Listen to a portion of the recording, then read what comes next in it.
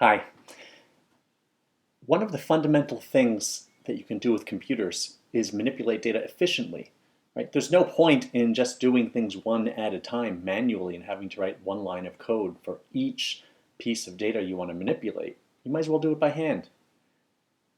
Computers offer the possibility of structuring data in groups so that you can then write programs that iterate over all of the elements of that group or that data structure, and you can do that very efficiently.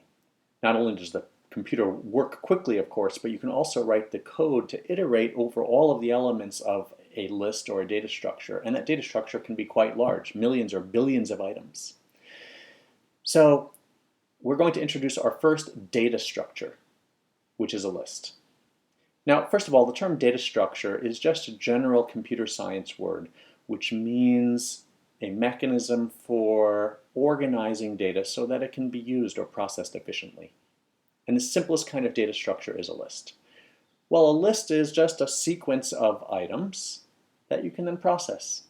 Take a look at what that looks like in Python. So instead of using the editor, I'm just going to use the terminal, which is, we've seen before, just a place to enter commands on a command with what's called a command line. Run Python.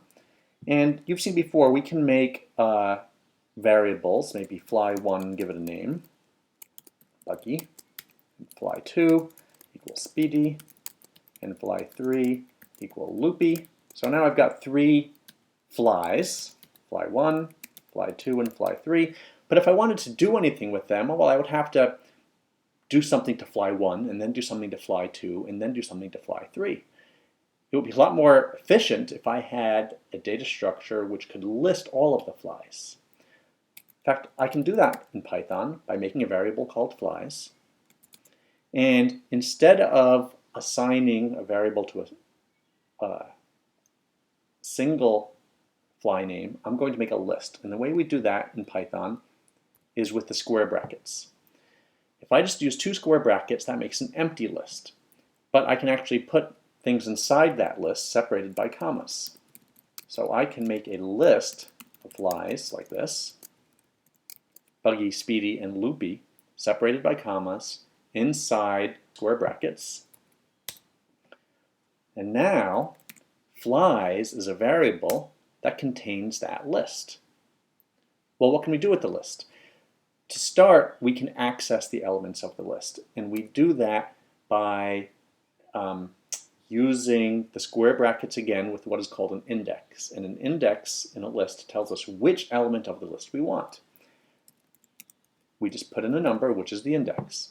Now, the one tricky thing is that the first element of a list has an index of 0. Computers typically count starting at 0. And lists are no exception. So if I ask for flies of 0, which is how it's typically pronounced, then we'll get the 0th fly, which is, or in English, the first fly, which is buggy. I can ask for flies of 1, get speedy, flies of 2, and get loopy. What do you think will happen if I ask for flies of 3? An error. The error is an index error. The list index is out of range because there are only 3 flies, 0, 1, and 2, and we asked for the 4th one with an index of 3. All right, we can do some other things. For example, we can ask for how many flies there are with a special function called len. We can pass into len the variable flies, and it will tell us how many elements of that list there are. There are 3. Now, lists are modifiable. You can change the value of the list by actually adding an element to the end of the list, to the middle of the list, deleting an element of the list, and so on. When we say that a list can be modified, in computer science, we use the term mutable. When something is mutable, that means the thing itself can be modified. We can do that a number of ways. For example, we can add the fly dizzy to the end of to the end of the list flies, and that will modify the flies list. So now that when we look at flies, it has 4 elements, 4 flies. And if we ask for how long it is, we will see that it has 4 elements. There are a number of ways to modify lists and a number of built-in functions. One way is to insert a new element to any location in the list, not just the end. And we can do that with the insert function. The insert function takes 2 parameters. The first is the index, where we want the new element to go. So we could say 0, which will insert an item. We'll put another fly name at the very beginning of the list. And then we give it the name. So let's insert Sleepy. Now, flies has Sleepy at the beginning of the list. There are other things we can do. For example, we can search a list to find out where an element is. If you want to find out where Loopy is, we can use the index function, give it the parameter Loopy, and it will tell us that it is the 3rd element of the list, where 3 is not is the index 3, which means it's really the 4th element of the list. So as you can see, when you're talking about indexes and lists, you have to be very careful whether you're using the colloquial English term, like the 3rd item, or the index number 3. As I've mentioned, lists are mutable. There's other ways to change the value of a list. For example, you can sort them. There's a sort function, and when we call sort, it will, by default, reorganize the order of the items to be sorted by their natural sorting order. In this case, just their alphabetical sorting order.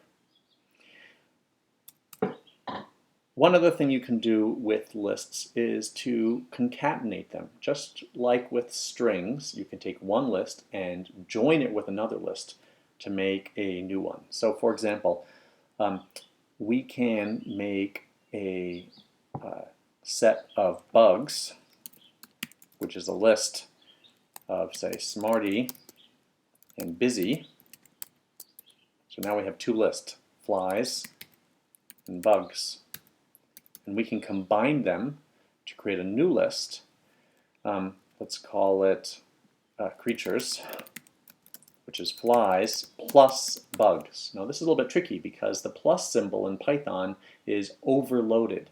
That means it does something different depending on what things you are plussing. If you use the plus operator with numbers, it adds them. If you use the plus operator with strings, it concatenates them. And if you use the plus operator with lists, it joins them. And so sure enough, creatures is now a 7-item list. So I've told you about a few functions that support lists, but there are more. So how do you find out about them? And the answer is, look at the documentation. We haven't really looked at the Python documentation yet, so let's take a quick look. If we go to python.org, you'll see there's lots of stuff here. You've probably already been here to download and install Python. But we can go to documentation, and there's documentation for Python 2 and Python 3. We're focusing on Python 2 this semester, so make sure you always look at the documentation for Python 2. And there's lots of documentation here. If you want to look at the language that describes how the core language works, you can click here. If you want to look at the libraries, the library reference, you can get a list of all of the functions that are available. Comprehensive list, you can click here. But a good place to start is the tutorial, which is an introduction to the language and the libraries. And in fact, if you're feeling like you want more information, I recommend going through this tutorial starting at the very beginning. It's pretty straightforward and very understandable. We're going to go to section 5 here, data structures, where there's a section on lists. And if we click on this, we can see the append method, the insert method, the index method, and the sort method. And you see that there's other ones as well. So that's a good place to look. There's one last point I want to make about lists, which is they are not restricted to storing strings. Lists can store a sequence of any kind of Python variable, any data type. Strings, numbers, booleans, even other lists. So let's take a quick look. I'll just call this one S equals a bunch of strings like we've already seen, right? A, B, and C. N is a list which might contain some numbers, right? And now N is a list of numbers, and we can use it in just the same way we've been using our lists before. Can have a list of booleans. And again, you can use it just the same way before.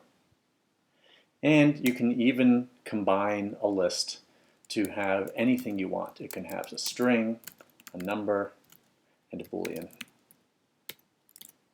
And in fact, you can even have a list that contains other lists. A little bit confusing. So now, look at that. A is a list which has how many elements? 4. The first element is the string A. The second element is the number 323. The third element at index 2 is the boolean true.